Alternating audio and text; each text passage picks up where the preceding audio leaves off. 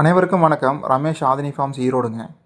நேத்தைக்கு குட்டி விவசாயிங்க 2 பேரும் வாங்கப்பா தோட்டத்துக்கு போயிட்டு விளையாண்டு வரலான்னு சொன்னாங்கன்னு கூட்டிகிட்டு போயிருந்தேன். போகிற வழியில் மூத்தவன் ரொம்ப நேரமாக இட்டாலி ஓரத்தில் இருக்கிற புதருக்குள்ளே எதையோ ஆராய்ச்சி பண்ணிகிட்டே இருந்தான். உடனே சின்னவனை அனுப்பி அண்ணன் என்ன பண்ணிட்டு இருக்காங்கன்னு பார்த்துட்டு வாடான்னு சொன்னான்.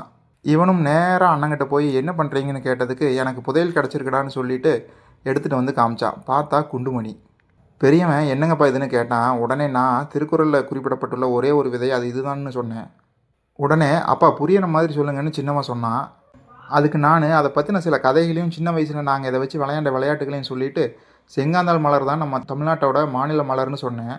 அந்த விதை விஷம், அதனால் தெரியாமல் வாயில் போட்டுட்டாதீங்கன்னு பக்குவமாக எடுத்து சொல்லி விதையை தூக்கி வேலியில் போட சொல்லிவிட்டு வாங்க வீட்டுக்கு போகலான்னு வீட்டுக்கு வர வழியில் அப்பா அந்த விதை தான் விஷமாச்சு, அதோட பூவை ஏன் நம்ம மாநில மலராக வச்சுருக்கோம், ஏன் இந்த விதை இப்படி கலராக இருக்குது, இதுக்குள்ளே எப்படி விஷம் வந்துச்சு, விஷம் இருக்கிற விதையை சாப்பிட்டா நம்ம செத்துருவோமே, அந்த செடி எப்படி உயிரோடு இருக்குது அப்படின்னு 2 பேரும் மாற்றி மாற்றி கேள்வி மேலே கேள்வியாக கேட்டுக்கிட்டே வந்தாங்க. அவங்க கேட்ட கேள்விக்கு நான் எந்த பதிலும் சொல்லாமல் அவங்களோட கேள்வியை மட்டும் உள்வாங்கிட்டு, குட்டிங்களா அப்பா ஒவ்வொரு கேள்வியும் ஞாபகம் வச்சுக்கிட்டேன், ஒவ்வொரு கேள்விக்கும் நிறைய கதை இருக்குது, நான் தினமும் தூங்கும்போது கதை சொல்கிற நேரத்தில் இதை பற்றி விஷயங்களை உங்களுக்கு சொல்கிறேன்னு சொல்லிவிட்டு, இன்னும் வேறு ஏதாவது கேள்வி இருந்தால் யோசித்து வைங்க, நம்ம நைட்டு சாப்பிட்டு முடிச்சுட்டு இதை பற்றி பேசுவோம்னு சொல்லிவிட்டு வீடு வந்து சேர்ந்தோம். குழந்தைங்க அடுக்கடுக்காக கேள்விகளை கேட்டு முடித்ததும் எனக்கு இயற்பியல் மேதை ஐன்ஸ்டீன் அவர்கள் கூறிய சில வார்த்தைகள் தாங்க ஞாபகத்துக்கு வந்துச்சு. ஆமாங்க, the important thing is not to stop questioning.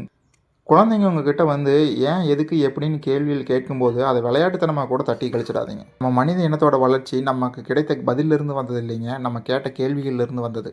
நன்றி.